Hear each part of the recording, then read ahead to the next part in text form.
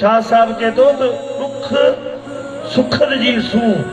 ये सूं जेका आहे या महबूब करीम सल्लल्लाहु अलैहि वसल्लम जी तार तवार थो जेका तव्हांजा दुख टारे सके थी। इन 21वीं सदी जो इंसान एॾो त परेशान आहे, एॾो त लालची आहे, एॾो त मतलबी आहे, एॾो त पंहिंजी उन ज़ात में मदहोश आहे, एॾो उन ऐश पसंद उन आराम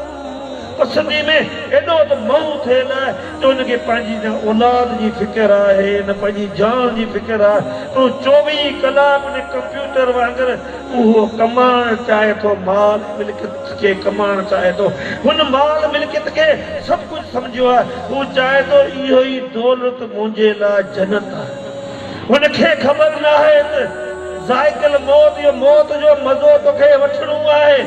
उन लाइ को बि तोखे इंतज़ारु करणो कोन पवंदो। उहो सेकंडनि में बची सघे थो, मिंटनि में बची सघे थो, सालनि में बची सघे थो, को बि टाइम फ्रेम न आहे मिलियल। पोइ बि तूं एॾो त मदोशी में एॾो तुंहिंजूं वायूं बताल थी वियूं आहिनि, तूं पंहिंजी सिहत खे बि तबाह पियो करे, पंहिंजी औलाद सां बि कोन थो मिली, पंहिंजी फैमिली खे बि तूं टाइम कोन थो ॾी, इंसाननि खे बि तूं दुश्मन समझी थो, पंहिंजे मिटनि माइटनि खे बि टाइम कोन थो ॾी, पंहिंजे अम्मा ऐं अबे खे बि टाइम कोन थो ॾी। तूं साल में हिकु भेरो जे तुंहिंजा फोत थियल अज़ीज़ आहिनि, तुंहिंजा माउ पीउ उनजे बि क़बर ते तोखे वञण जो टाइम कोन्हे, तूं सोची बि कोन थो।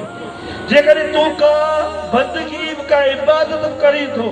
जेकॾहिं तूं को मिलाद करी थो, तूं जेकॾहिं का खेर खैरात करी थो, तूं जेकॾहिं का बंदगी बि करी थो, उहो बि पैसे जे ख़ातिर करी थो, उहो बि माल ऐं मिल्कियत ख़ातिर करी थो। जेकॾहिं उहा तूं अलाह जे कारण करी, जेकॾहिं महबूब जे कारण करी त तोखे कुझु हासिलात थिए, उहो सभु तूं पंहिंजे उन ज़ात जे लाइ उन माल मिल्कियत खे तो पंहिंजो ख़ुदा बि सम्झो, तूं उनखे सभु कुझु हुन में तूं सॼी आसाइश सुकून इन दौलत जे पुठियां तो पंहिंजी जान खे बि तबाह करे छॾियो। पर उन्हनि खे बि महबूब करे सलाह चए थो जे हिकु मरतबा बि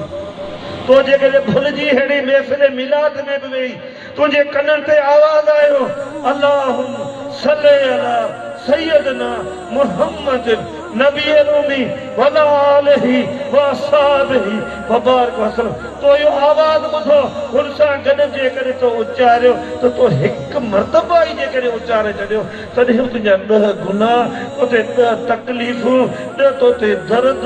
10 तो तुंहिंजा सूर, पोइ सिहत जा सूर, तुंहिंजे कारोबार जा सूर, तुंहिंजे पंहिंजनि जा सूर, तुंहिंजी परावनि जा सूर, इहे बि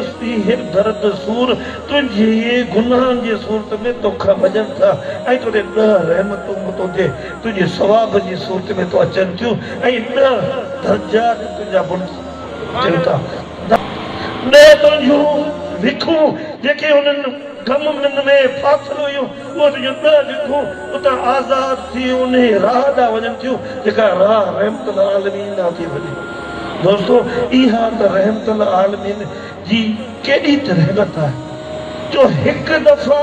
तोखे यादि बि कोन्हे, तो उचारियो आहे कंहिंजे पुठियां वठी। जेकॾहिं तूं इन अंजुमन गुलामन कलंदर जे कारकुन जी जेकॾहिं तूं फोटो कॉपी कंदे, जेकॾहिं 100 में 1000 में तूं रोज़ानी पंहिंजी इन बिज़ी लाइफ जा जेकॾहिं थोरो टाइम कढी तूं 100 बि जेकॾहिं दूध पढ़ंदे, तुंहिंजो नालो उन्हनि शहीदनि सां गॾु ईंदो।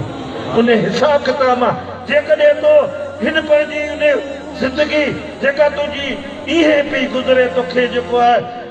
दुख बि आहिनि, सूर बि आहिनि, पोइ बि तूं पंहिंजी उन टाइम जा जेकॾहिं कढी 500 मरतबा बि मुंहिंजे महबूब करीम सल्लल्लाहु अलैहि वसल्लम जे कुझु